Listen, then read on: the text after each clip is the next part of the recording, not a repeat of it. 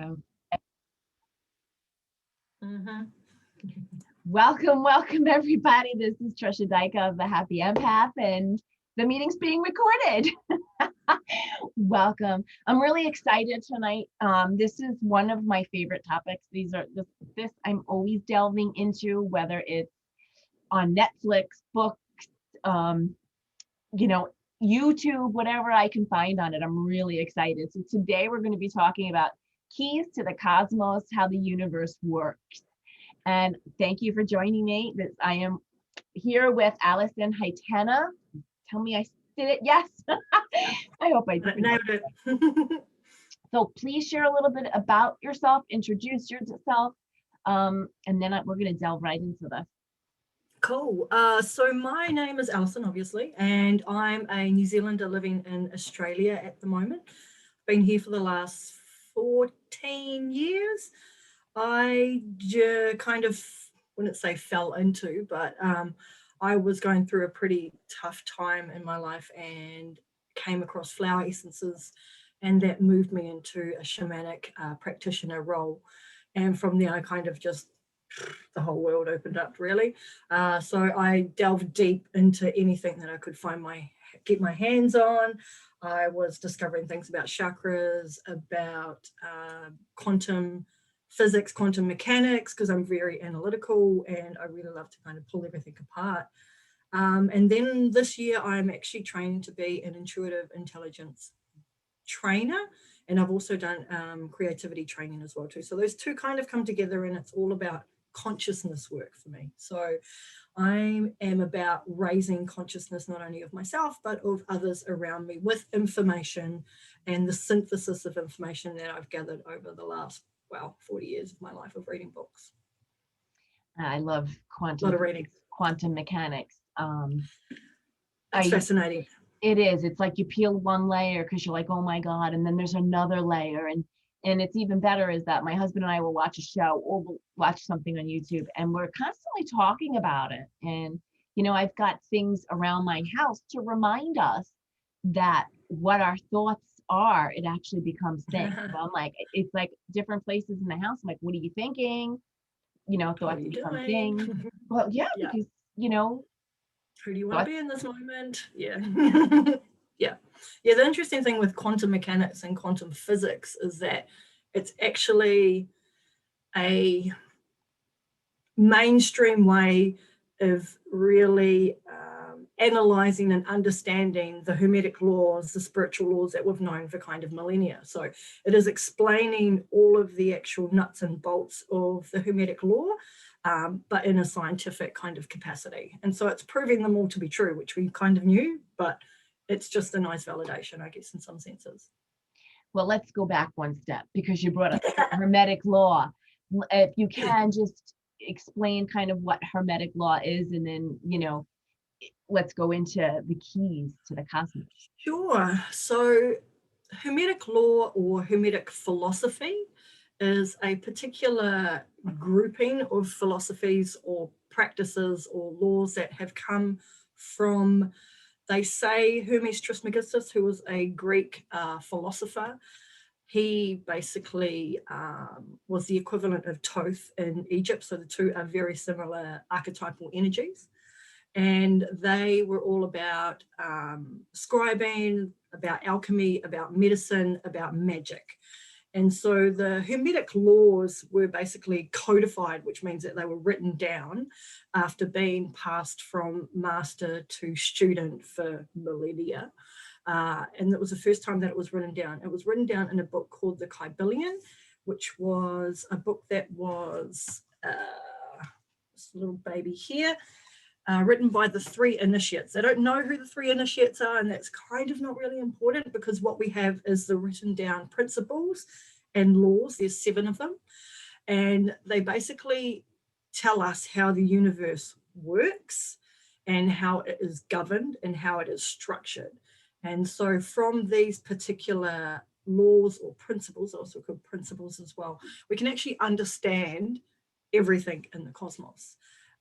We can understand the true art of manifestation, because there's an art and science of manifestation, the principles they seem to think came through Egypt by way of potentially Atlantis. So potentially when the deluge happened in Atlantis, there was a high priest that took the particular principles and moved through and went to Egypt. He was there for so long, they called him Thoth, and basically turned him into a god. And then it moved through to Greece, and with Hermes Trismegistus, and now it's with us kind of out in the world at large, because everyone seems to be talking about it now. Yeah. Yes, I keep hearing spiritual laws from Deepak Chopra. There's a lot out there. You know, even Greg Braden, Joe Yep. Dispenza, all these guys Yep. talk about the universal laws and how it works with us. Yep. I mean, we all know the law of attraction.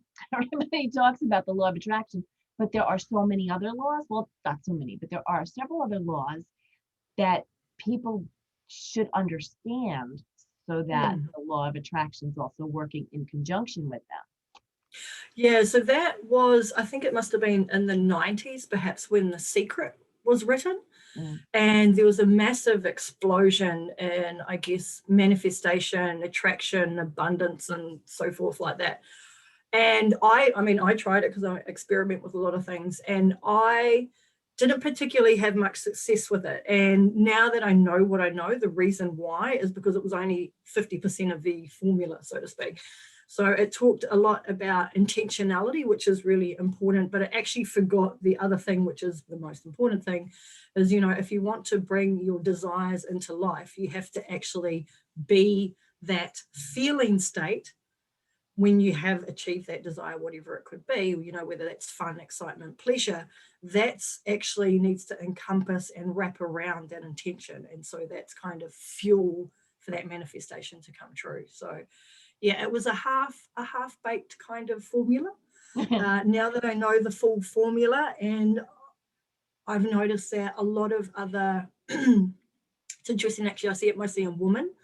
A lot of other women entrepreneurs or spiritual entrepreneurs are really embracing the kind of holistic approach to manifestation and desires and so forth like that. So yeah, it basically unlocks the way that the universe is created, which means the rules, the playing rules, the games of the rules, or the rules of the game, sorry, and how that can work once we understand it and embody it in our favor in some senses, so that we can always strive to be living in accordance with the law. Because when we break the law, you know, not nice things happen sometimes. And so once we understand how the universe works and how it's not necessarily this 3D life that we have, it's actually more in the 5D, which is energy based or vibrational based or frequency based, we can start to understand how things happen in our life and why they happen and so forth like that.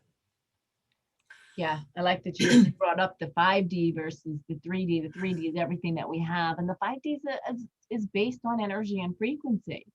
But the other thing I definitely want to go back on is The Secret. I mean, because every single one of us, we all jumped on that bandwagon, and we all, I know it didn't really work for me. So I'm like, I didn't get it. I put out my intentions. But like you said, there were some pieces that were not spelled out specifically, explicitly, so people didn't get it. So, or they were pieces, and I think that's a lot with particular things like this, like the Hermetic philosophy, which have been taught in secret and they get passed down from master to student. Like that particular relationship is where you start to understand and embody the laws. And when it comes into the mainstream, usually what I've noticed is that part of it's missing. Like it's almost like the actual real truth behind it is missing, and it's just the kind of framework that comes out into the mainstream world. And then what happens is, after time, when people experiment it and they work with it and understand it and embody it, it kind of fills out the framework and it becomes more succinct and more solid in some senses, and it works for people more because there's more understanding that goes into the framework. So The Secret in some senses was like the first iteration, I guess, of the law of manifestation, and it's kind of evolved over time to where now, where it kind of combines with quantum physics and quantum mechanics and the actual true understanding of the Hermetic laws, it kind of has catapulted like the art of manifestation and the science of manifestation into the stratosphere. So anything's possible now, which is what I'm seeing in the world, which is amazing, because that capacity and that understanding of the laws is actually what's going to drive us or carry us over the bridge, which is, from the consciousness that we have now in humanity, over the bridge into that kind of evolution or the revolution of consciousness that's required in some senses for the evolution of humanity. So it's really, really important. Because the next evolution of humanity isn't going to be a physiological or biological one. It's actually going to be conscious based. Mental thoughts, feelings. Yeah. Now you've said twice or three times embody. Mm-hmm. So embody the That's laws. How do you embody the laws? What laws are you talking about embodying? Sure. So there are 7 laws, and I will quickly just say what the 7 are. So there is the principle of mentalism, correspondence, vibration, polarity, rhythm, cause and effect, and gender. And gender is not like male, female, kind of how we think of gender. It's actually about an energy, an archetypal energy. So it's masculine and feminine energy. And so out of these 7 principles, I work mostly with 3, which is the principle of mentalism, the principle of correspondence, and the principle of vibration. Because once you kind of understand, comprehend, and embody these 3, because they, for me, are in some senses the hardest to kind of understand or conceptualize. Once you embody these, then all of the others kind of fall into place.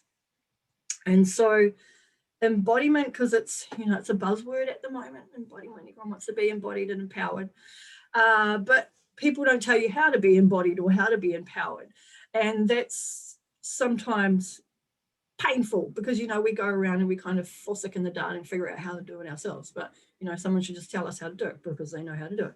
So embodiment in some senses is, especially when we're talking about the principles, if you desire something. Say, for example, I desire a Ferrari F50 car because it's amazing and it's beautiful, and I want a red one. So that's actually a thing. The thing is important, but how am I going to feel when I get the thing? So I'm going to feel fun because it's going to be amazing rolling around at like 180 k's per hour in my car. It's going to make me feel like excitement. It's going to make me feel like there's joy in my life, like I've in some senses achieved some sense of what my sense of success means. It's achievement. So this embodiment, it's not about the thing, it's not about the desire, like the actual physical thing. It's what emotions and feelings that I'm going to feel by having the thing. And that's the embodiment part of it. So if I want or desire that thing, I actually need to embody joy, pleasure, excitement, and fun right now. And that's the bridge that will take me over to there, because that thing is going to make me feel the way that I feel. And so when I embody fun, when I embody joy, excitement in my life, every choice, every moment, because it's a practice, that's why it's called practice, because you've got to do it all the time, that leads me closer and closer to the thing that I desire. And so that's embodiment. Embodiment isn't thinking, oh, when I have that, I'm going to have success. It's not a mental construct. It's actually a feeling state. Embodiment is a feeling state. If you want to feel happy, you need to be happy right now. If you want to feel excitement, you need to feel excitement right now. And that vibration or that energetic frequency or energetic signature will carry you in your decisions that you make every day, the choices that you make, the conversations that you have, and will carry you closer. It's like the bridge that gets you over to your desire, which is the thing. So that's embodiment for me, what it means. It's not, and now I get annoyed because I'm completely analytical. It's not thinking about it, it's actually being it. If I want to feel wealthy, which is something that comes up a lot in a community, like if you want to feel wealth, what you need to figure out is, what does that mean for me? Like, is that because I can, buy biodynamic food and I can eat really well and nourish my body? Or is that so that I can have money so that I can take my family on holiday? How does that make you feel? Why do you want that thing? And then when you figure that out, the why, you fuel it with the emotions that you're going to feel. And then that kind of carries you across to where your desire is. So that is embodiment for me. It's not analytical. You can't think your way to embodiment. You have to actually be it. That's why it says It's funny embody. because I can be very analytical too, and that doesn't get you anywhere. It really doesn't. It's so funny when people are like, feel into it. It's like, feel into what? Feel into what? But it's so interesting because if you do have the excitement over the things that you're going to be accomplishing, that excitement is now, even though it's down the road. So it's like that feeling now. I'm excited about what I'm co-creating right now. I'm excited about the things that I'm learning right now. There might be a couple of obstacles, little pebbles thrown in. Definitely. But those little pebbles are, you can either focus on it and go down that road where it's not going to lead the best, or you could say, well, thank you for that pebble. I'm not really sure what I'm going to do with that yet, but I'm going to go this way anyway. Yeah. It's not a small concept as well. That's the thing with embodiment. Like, it's not just a word. It actually encompasses a lot of spiritual concepts and curriculum or content within that one word. So within embodiment, not only do you have, a state of feeling, a state of being that you want to attain and stay and maintain, because it's maintaining and sustaining that feeling state, but it's also, there's trust that's involved in embodiment. There is surrender that is involved in embodiment. There's also like your why, kind of the big why you do the things that you do, is involved in embodiment. And also, it requires focus and dedication, commitment. And it's not a commitment to the thing, it's actually a commitment to living your life according to those feelings that you want to be. And so it does hold a lot in that one word, definitely. But when you understand how the first three laws of the Hermetic philosophy work, then you can kind of understand why that is actually really important. And I'll talk about one of them, which is always the most challenging one for me to understand, because I can't think my way out of it. And so it's the first one, which is the law of mentalism. And it says, all is of the mind, the universe is mental. Summarize that, all is of the mind. So all is talking about divinity, God consciousness, the one, so to speak. This is what the all is, and the all is infinity.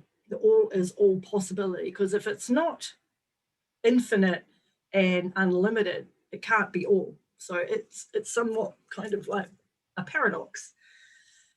And it's of the mind. So it's basically saying that the thoughts of God, we are thoughts of God, or we are, mental creations of God. It starts as a thought first, and the universe, as in the entire universe, is created by our thoughts. And we can think of this in a really simplistic way. The way that I kind of like to visualize it is that the very house that I am in at the moment, it has, windows, doors, walls, it has a roof and so forth like that. Like, that didn't exist until it existed in the mind of the architect, which was a thought, and then he put it down on paper, it became a blueprint, and then it got created in the 3D by builders and people like that. So if we kind of think of anything, even a book, like a book was actually first in somebody's mind and was a thought before it actually became reality. And that is how the universe works. The universe is a thought. We create our reality, and we create it by the thoughts, which is why they say, mind your mind. You know, what are you thinking? What are you putting out into the world? It's not like talk or chatter. It's actually, what are you thinking about yourself? What are you thinking about others that you don't actually verbalize? And so that's really challenging sometimes to get around, because, you know, life feels very solid and life feels very kind of dense.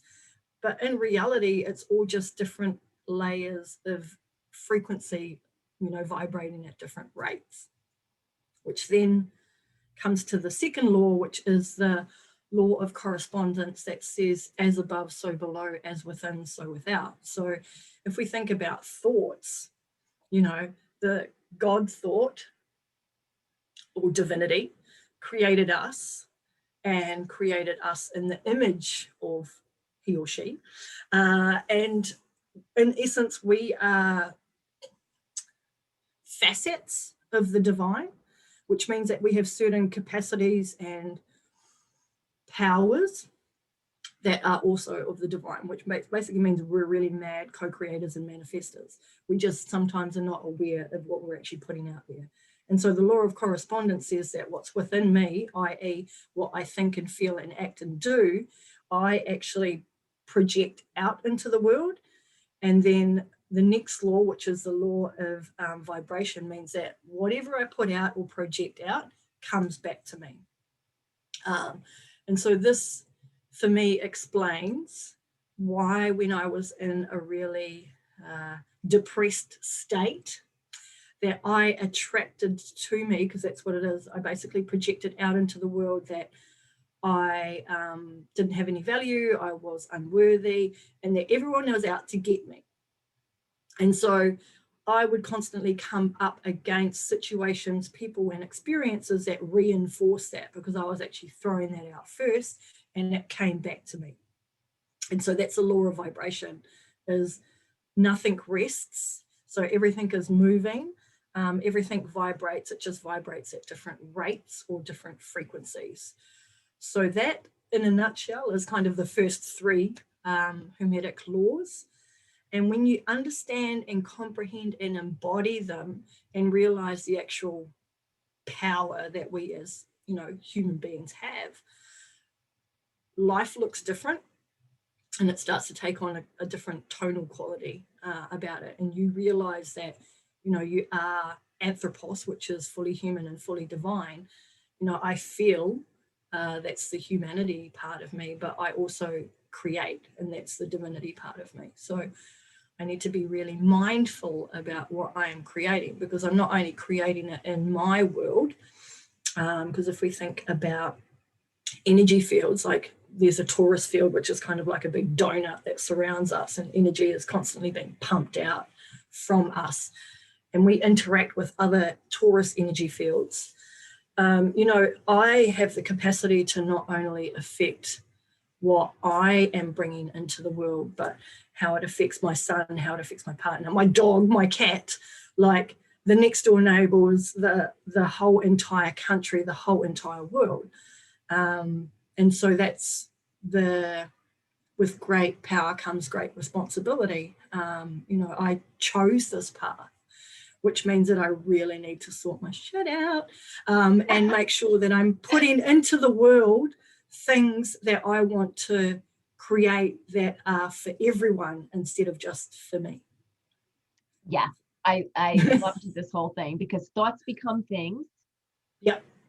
And we are part of God. God Yep. is within every single one of us. You could call it God, universe, source, energy. Yep. I don't care. It's whatever you dig, you know, that you're into. That's what it is.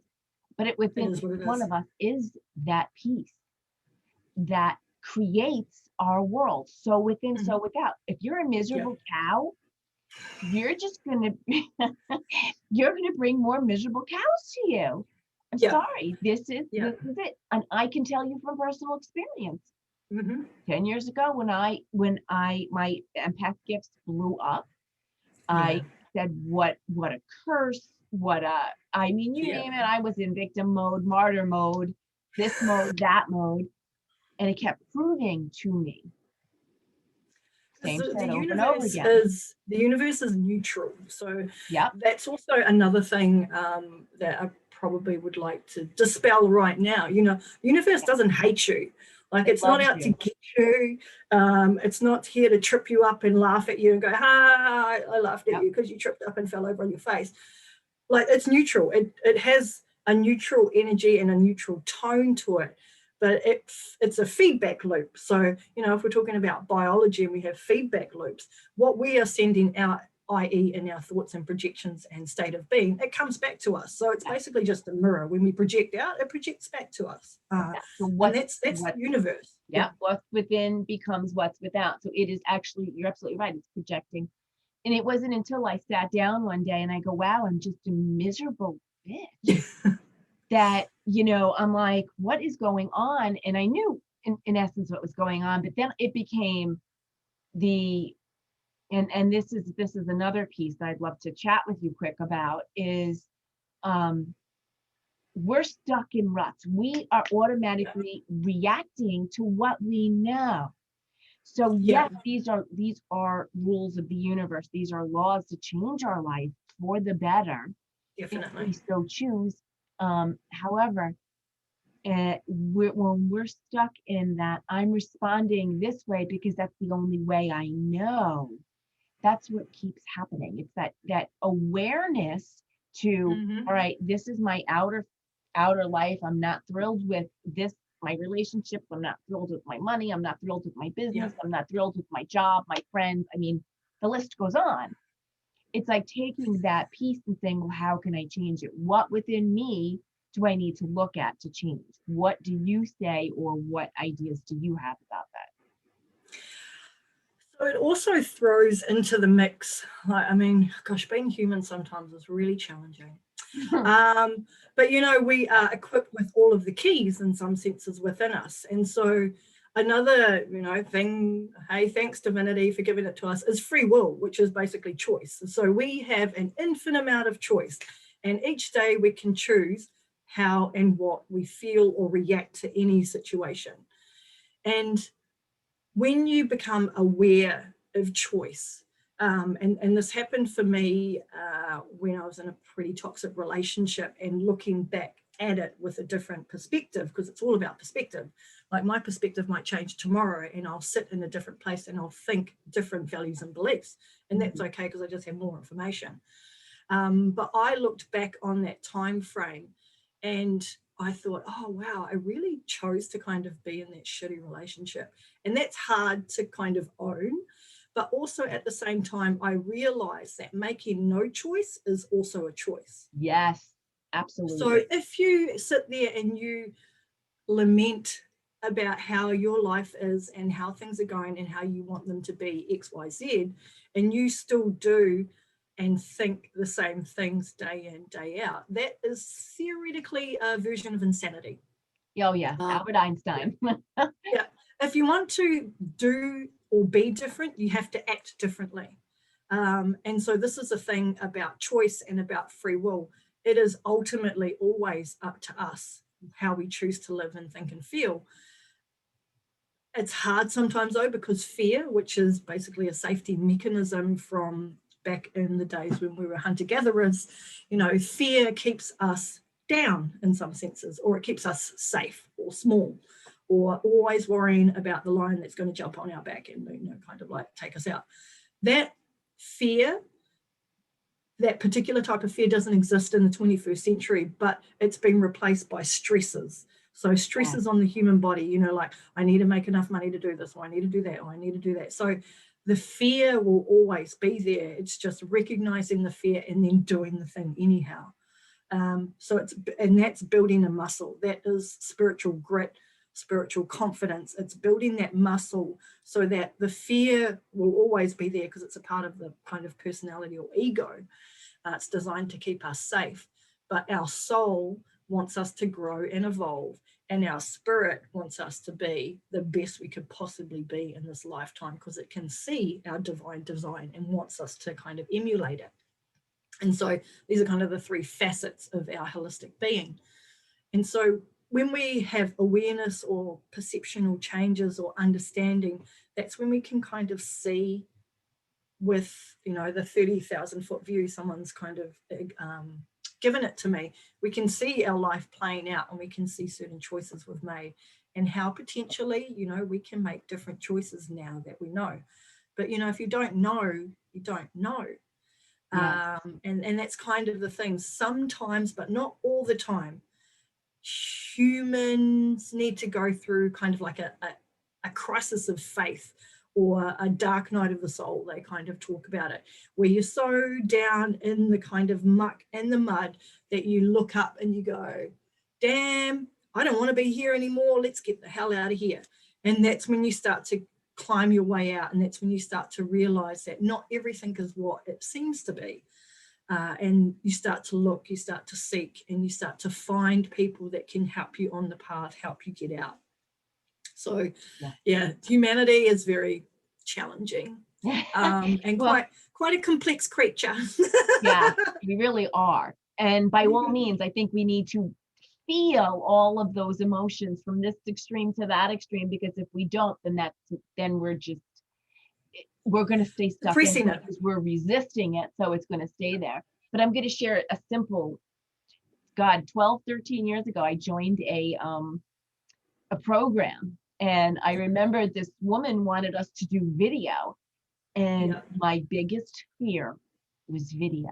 I was literally nauseous the day that I did this video. It took me probably 30 times to do this video. It was a 3-minute video. 3-minute video. Oh. It took me all day. And finally, when I got it done, I remember being on the floor like, oh, good God Almighty. And I was like petrified, and oh my goodness. And finally, like, now, shit, I love being on video. I love the interaction. I love talking to people. So, you know, it's one of those things that I was petrified, and I kept doing and doing and doing. And it did get easier. And I was like, well, this is not as big as I made it in my brain, you know? And that is the thing, like, it's all your perceptions, belief, your emotion, because emotion or feelings are magnetic, and they actually hold a like a magnetic charge to them. And so, you know, if we went through life, my son's going to come in. If we went through life and we had no emotional charge to anything. No, I was trying to find my board there. Okay, cool. Do you want to go get it? It's outside. We wouldn't have beliefs or perceptions around that particular memory. So, you know, if we thought of our memories and they didn't bring up an emotional charge, it would just be a memory. And so we wouldn't attach, you know, meaning to that memory or that emotion that came with that, and then form judgments, beliefs, and perceptions around that. But the thing is that we're human, and to be human is to feel. And we feel. Okay, I'll be out in a second, darling. We feel everything. And that's the thing, you know, we need to feel the full spectrum of human experience, because, like I say to my son, he's 3 years old, it's not the feeling that's unpreferred, because that's kind of what I prefer to use, that word. It's not unpreferred to feel that way. It's actually the behavior that's wrapped around that is unpreferred, i.e., I don't mind that you're angry, but what I do mind is that you hit. And so it's not the emotion, it's actually the behavior that comes from the emotion. And so my son, in some senses, has been a really amazing teacher for me, and kind of bringing to life, or actually bringing solid form to the practical, you know, hermetic laws and stuff like that. Because I'm like, oh yeah, actually that's true, you know. It's okay to feel stuff. Like, I don't want him not to feel, because then, you know, I basically don't want him to be a misogynist when he grows up. That's it. Important not to do that, darling. So I want him to feel, but the behavior, i.e. the hitting and the kind of whacking and stuff like surrounding it, that is unpreferred. So that behavior is what I need to focus on, not the actual emotion itself. And it's the same with humans. You know, we can feel anger. You know, there is such a thing as righteous anger, and I've damn well felt it for sure. And it can drive you and propel you in a different direction. But once you're there, you know, what are you going to do? Are you going to continue to feel anger, or are you going to, you know, because they talk about a spectrum of emotions as well too, like a ladder in some senses. There are higher frequency emotions that you can feel, like joy, love, compassion, gratitude. You know, once that anger has propelled you, which in some senses is quite a masculine archetypal energy, once it's propelled you to where you need to go, then in some senses you need to infuse it with like joy, love, fun, and excitement, so then you can go to the next level. So it's about working with the entire spectrum of who we are as humans, but also understanding that we are creating or manifesting every single choice in every moment of our day. See, we've got anger that can propel us to move and change. And then you've got anger that could end up in road rage. See? And it's not the anger, it's the behavior around the anger. Yeah. So you've got the anger that, you know, I've gotten really pissed off at things and I'm like, I'm going to change this. This is not happening again. That's propelled me to great change, you know, and then I've had anger where I'm like, I acted like a 2-year-old and I'm like, oh my God. I'm like, what was I thinking? I mean, listen, we're human. I would love someone to tell me that hasn't happened. Everyone's done it. You know, we've all done it. We've all gotten so angry and we've either screamed and yelled or, you know, or it's gotten us so angry we've changed. And I remember listening to something Joe Dispenza said, this is a while ago, and he says, I would love to get everybody to the point where they changed before they fell into the dark night of the soul. And that, you know, like things like I've hit, and I know every single one of us has hit more than one dark night of that soul. And the last one I hit, I'm like, all right, I'm now ready to change before I have to hit that dark night of the soul. I guess the revelation that I've come to over, and it's a pretty recent revelation, it's not like, oh, I've known this for ages. Suffering is a choice. Yeah. So, you know, if we suffer, you know, whatever that might mean for you, that's actually a choice as well too. So now with the work that I do and the path that I'm walking on, I'm like, I don't want to suffer anymore. I want this to be awesome. I want this to be fun and I want this to be pleasure filled. So I don't need to suffer anymore because I choose not to. And that creates so much more spaciousness in some ways as well too, because you're not going, oh my God, what's coming around the corner? You're like, I don't care. I'm going to be fun. It's all good.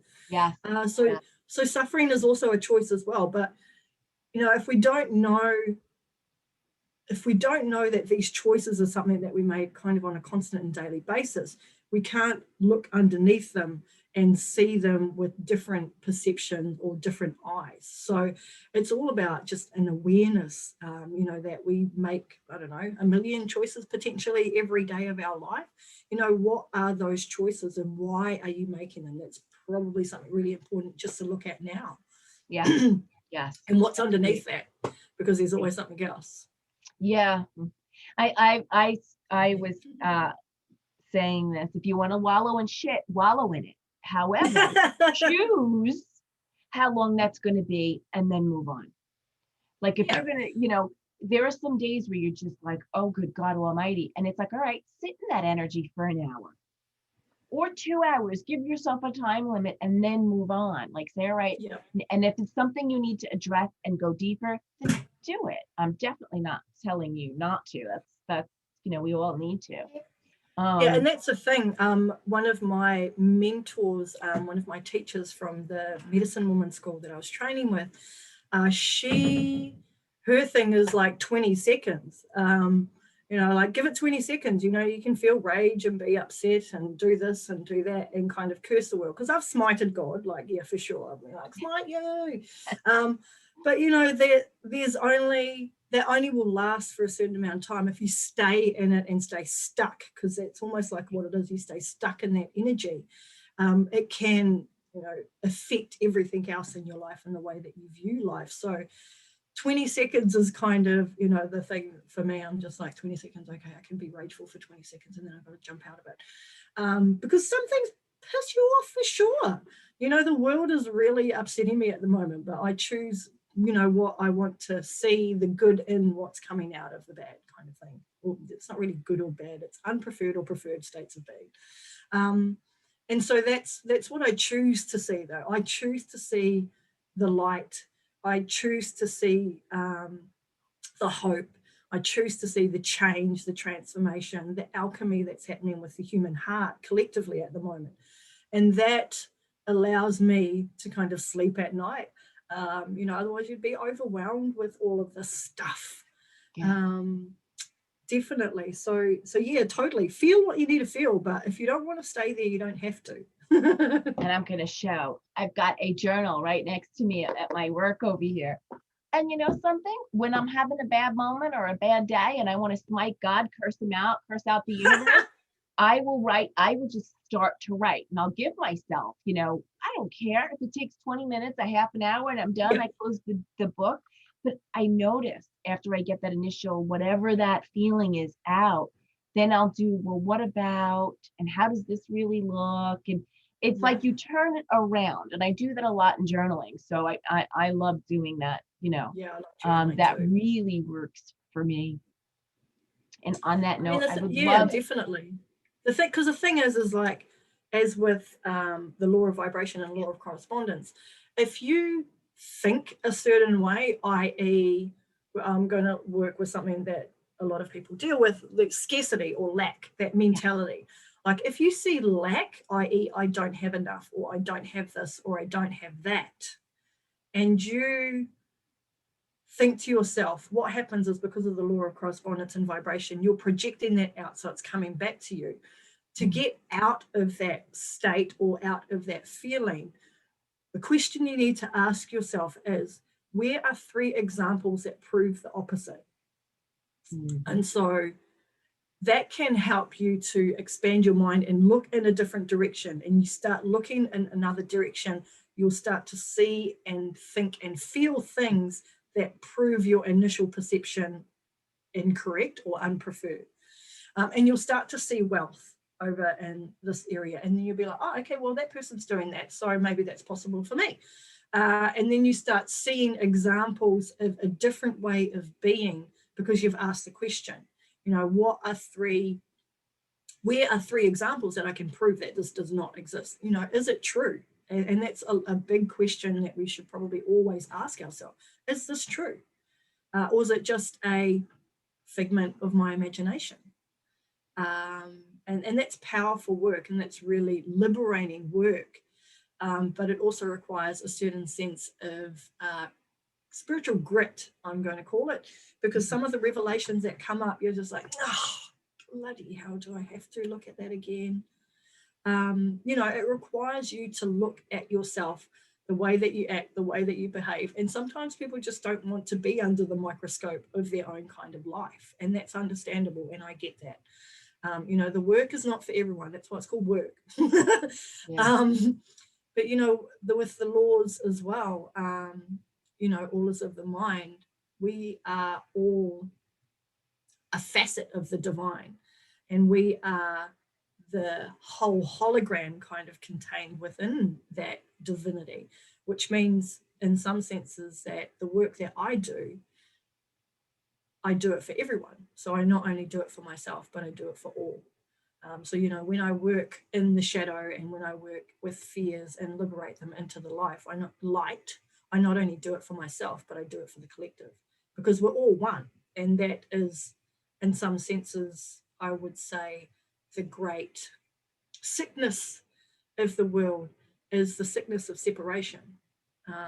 And that's kind of the core thing that drives a lot of human behavior and emotion, is that sadness and that kind of malaise that we feel at feeling separate. And it's an illusion. That's the sad thing. It's an illusion. We are all one. And when we start to realize that and know that, that's when things can start to turn around. So yeah, there's a lot. There's a lot going on in these 3 particular laws, but they definitely are the keys to the universe. So, if you want to make radical change in the world, in the collective, understand and embody these particular principles, and you can work with like the law of vibration and the law of correspondence to bring down that frequency that you want, not only for yourself, but for the entire kind of collective. And that is what drives me to do the work that I do. You know, someone's got to go first. That's kind of the thing. Someone's got to like make the trail, you know, put the lanterns up so other people can come down through that trail if they choose to. Someone's got to do it first. Someone's got to do it first. And so that's, you know, that's why I do the work that I do, because it's necessary and it's needed at this time. All right. Do you want to just share where people can reach you at if they want more information, how to contact you? Yeah, sure. So I am Alison Haitana. So it's Haitana. And I have a website, alisonhaitana.com, or you can just search for me on Facebook. I have a Facebook page, I have a Facebook group, and I think I'm on Instagram, but I don't use it too much. And I'll be jumping on Clubhouse soon. So I'm totally on Facebook. That's where you'll find me. Otherwise, you know, by email, which is a bit difficult, but it's admin, ADMIN, at alisonhaitana.com. So yeah, if you want to catch up, do that. That'll be awesome. This has been amazing. I could spend hours just having this conversation. I really can, because I love talking about it and delving into laws and delving into the nitty gritty of them. And, you know, this is only a 30-minute chat that, you know, can only bring in so much, you know, but I really enjoyed this chat. Thank you so much for joining me. And as always, guys, take what resonates, make it your own, tweak it so that you actually put these tools in place. Make it your own. And have a great night, everybody. And I will talk to you later. Ciao.